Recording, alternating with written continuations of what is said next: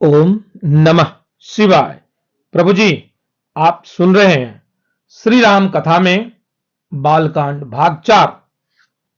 आज का प्रसंग है श्री राम जी को अवतार क्यों लेना पड़ा तथा रावण पूर्व जन्म में कौन था। श्री राम जी दो कारणों से अवतार लेते हैं। पहला, मनु और शतरूपा के हजारों वर्षों तक तपस्या करने पर प्रभु प्रसन्न हो जाते हैं तथा उन्हें वरदान मांगने को कहते हैं।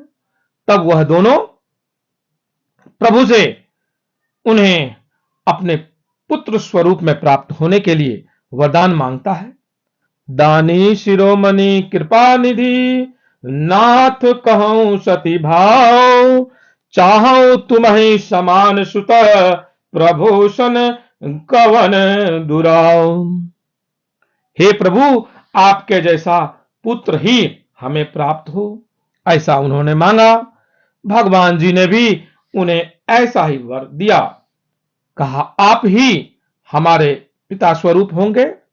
पिता में दशरथ एवं माता के रूप में कौशल्या बनेंगे।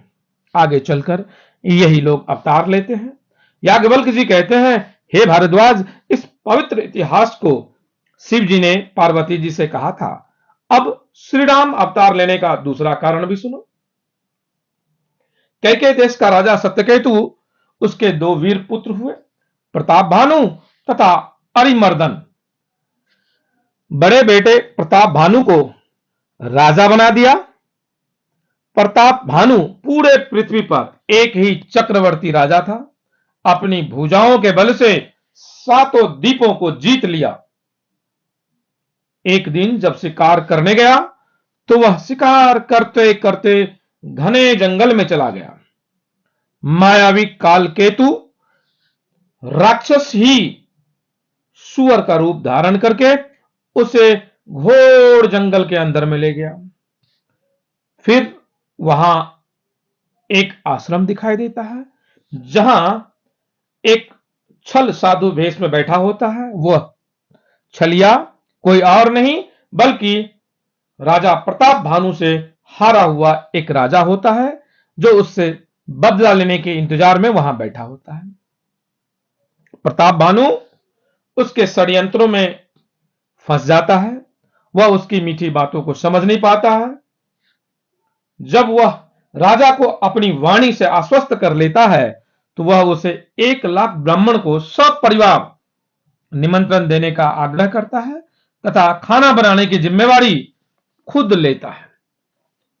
जब सभी ब्राह्मण भोजन करने को बैठते हैं तो कालकेतु राक्षस ने आकाशवाणी किया कि खाना में मांस मिला हुआ है। यह सुनते ही सभी ब्राह्मण ने प्रताप भानु को श्राप दिया कि तुम सब परिवार नष्ट हो जाओगे।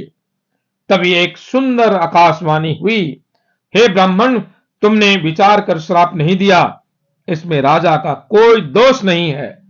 राजा ने देखा तो वहां न तो कोई रसोइया था और न ही कोई खाना। राजा बहुत पश्चाताप किया, परंतु श्राप टाला नहीं जा सकता था। उधर सभी हारे हुए राजा ने प्रताप भानु पर एक साथ हमला किया, जिससे प्रताप भानु तथा उसकी भाई सहित सभी योद्धा सहित मारा गया। याज्ञवल्क्य जी कहते हैं, भारद्वाज, विधाता जिसके विपरीत हो उसके लिए धूल सुमेरु पर्वत के समान, पिता यम के समान तथा रस्सी सांप के समान हो जाता है। इधर समय पाकर राजा प्रताप भानु परिवार सहित रावण नामक राक्षस हुआ। प्रताप भानु का छोटा भाई अरिमर्दन कुंभकर्ण हुआ। मंत्री धर्मरुचि विभीषण हुआ। राजा का पुत्र तथा सेवक भी सभी भयानक राक्षस हुए। तीनों भाइयों ने कठिन तपस्या किया। रावण ने ब्रह्मा तथा शिव जी से वरदान लिया कि वानर और मनुष्य के सिवा हमें और कोई नहीं मार सकता। ब्रह्मा जी ने सरस्वती जी की मदद से कुंभकर्ण को बुद्धि फेर दी, जिससे उसे 6 महीने की नींद मांगी। गए विभीषण पास पुनि, कहेल पुत्र बर मांगू, ते ही मांगेल भगवंत पद, कमल अमल अनुरागु।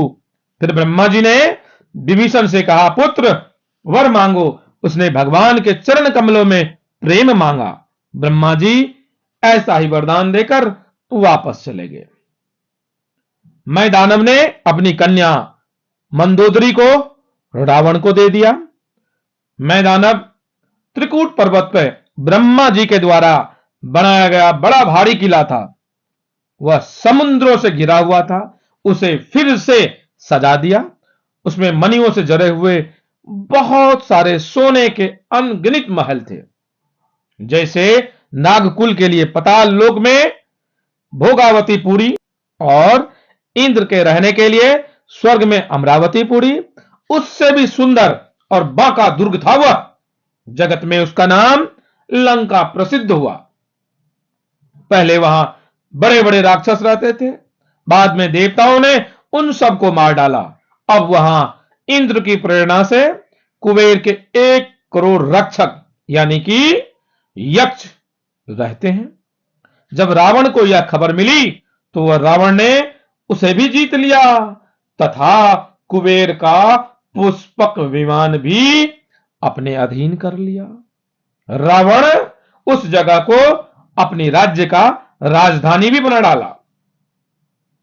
रावण भाई कुंभकर्ण तथा पुत्र मेघनाद एवं दुर्मुख, अकंपन, वज्रदंत, धूमकेतु और अतिकाय इत्यादि सेना को पाकर और भी अभिमानी हो गया। देवता लोग डर के मारे इधर उधर छुपने लगे। सभी शरीरधारी को अपने अधीन कर लिया। देवता, यक्ष, गंधर्व, मनुष्य, किन्नर और नागों की सुंदर कन्याओं को जीतकर जबरदस्ती विवाह कर लिया। सभी देवता तथा पृथ्वी भगवान को पुकारने लगे। जानी समय सुरमुनि, सुनी बचत समेत सने, गगन गिरा जमीर मई, हरणी शोक संदेह। गंभीर आकाशवाणी हुई, हे देवता एवं मुनि, डरो मत, मैं सूर्यवंश में अपने पूरे अंशों सहित अवतार लूंगा। अवधपुरी में रघुकुल शिरोमणि राजा दशरथ हुए। उनके 3 रानी कौशल्या, केके एवं सुमित्रा भी हुई। गुरु वशिष्ठ की कृपा से पुत्र कामेष्टि यज्ञ का आयोजन किया गया, जिनसे 4 पुत्र रत्न की प्राप्ति हुई। जोग लगन ग्रह बार तिथि, सकल भय अनुकूल, अचर अरु अचर हर्ष सुत, राम जन्म सुख मूल। प्रेम से कहिए सियावर रामचंद्र की जय। माता कौशल्या से पवित्र चैत का महीना, शुक्ल पक्ष दोपहर का समय भगवान श्री राम जी का जन्म हुआ। सभी देवता गंधर्व आकाश से फूल बरसाने लगे।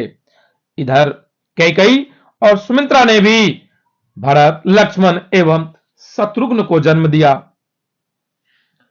शिव जी पार्वती जी से कहते हैं, मैं और काकभूषुंडी दोनों मनुष्य रूप में उपस्थित थे, परंतु हमें कोई पहचान न सका। इस अवसर पर राजा दशरथ ने हाथी, घोड़े, सोना, चांदी, हीरा तथा गायें दान किए। प्रभु श्री राम ने माता कौशल्या को अपना अखंड व विराट स्वरूप दिखाया, जिसमें करोड़ों ब्रह्मांड लगे हुए थे।